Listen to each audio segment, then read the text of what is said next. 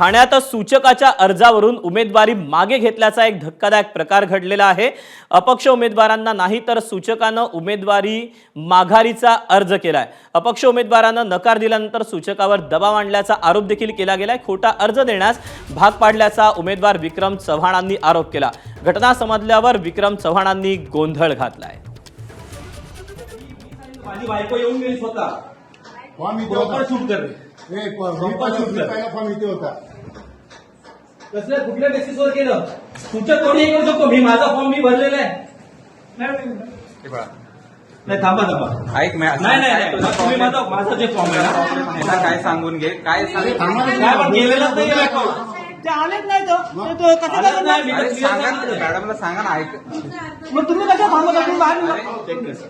आता मध्ये परत अर्ज करू तुमचा अर्ज द्या की मी नव्हतं त्यांना सांगितलं कोणालाच कोणी सांगितलेलं नाही मॅडम लेखी अर्ज. तुम्ही आता या आतमध्ये या अर्ज घ्या. आतमध्ये या आणि प्रेसला घेऊन या या प्रेसला हो, घेऊन तुम्ही अर्ज इथे द्या ना तिथे बसून. ए थांब रे. ए थांबला जरा तू. ए तू जरा थांब ना शांत बस ना तू जरा शांत ठेव एकदम इथं पण अर्ज द्या इथे. पुढे शूट कर रे द्या मॅडम अर्ज काय देते पेपर द्या. द्या, पेपर द्या.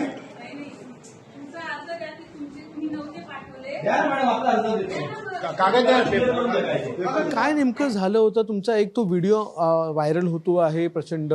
एक सांगितलं जात होतं की ठाण्यामध्ये बिनविरोध निवडणूक होण्यासाठी किंवा उमेदवार निवडून येण्यासाठी दबाव हा टाकला जातो आहे.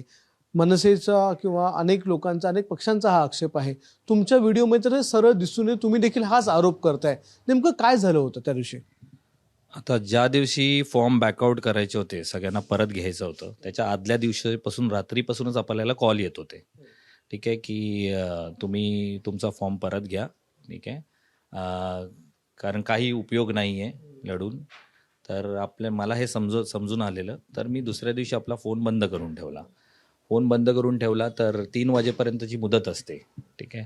तर 3 वाजेपर्यंत मला वाटलं 3 वाजेपर्यंत झालं आहे म्हणजे आता आपलं काय आपण इलेक्शन लढत आहोत, ठीक आहे. तर 4:30-5ला माझे सूचक आहेत, त्यांना घरातून घेऊन जाऊन 2 व्यक्ती त्यांना घरातून घेऊन जाऊन त्यांनी त्यांच्या सूचकाची बेसिसवर आपली साईन घेतली आणि सांगितलं की मी इथे अवेलेबल नाही आहे, माझ्या घरात काहीतरी दुर्घटना घडली आहे म्हणून मी बाहेरगावी गेलो आहे.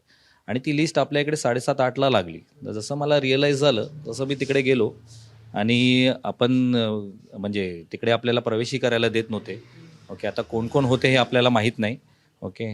आणि आपण आतमध्ये गेल्यावर आपल्याला त्यांनाही रिअलाईज झालं की आता आपण खोटे तरीकेने आपला लिस्टमध्ये यांचं नाव टाकलेलं आहे. मग त्यांनी आम्हाला सांगितलं की तुम्ही आता फॉर्म भरा आणि लिहून द्या की तुम्ही कोणाला ऑथराईज केलं नव्हतं. मी बोललो ऑथराईज माझी साईन असेल तर ऑथराईज होईल, राईट. तुमच्याकडे लेटर आहे, तुम्ही डायरेक्टली घेतलं. म्हणजे एवढ्या इलिगल वेनी तुम्ही कशी काय बिनविरोधी डिक्लेअर करू शकता किंवा कोणच नाही उमेदवार.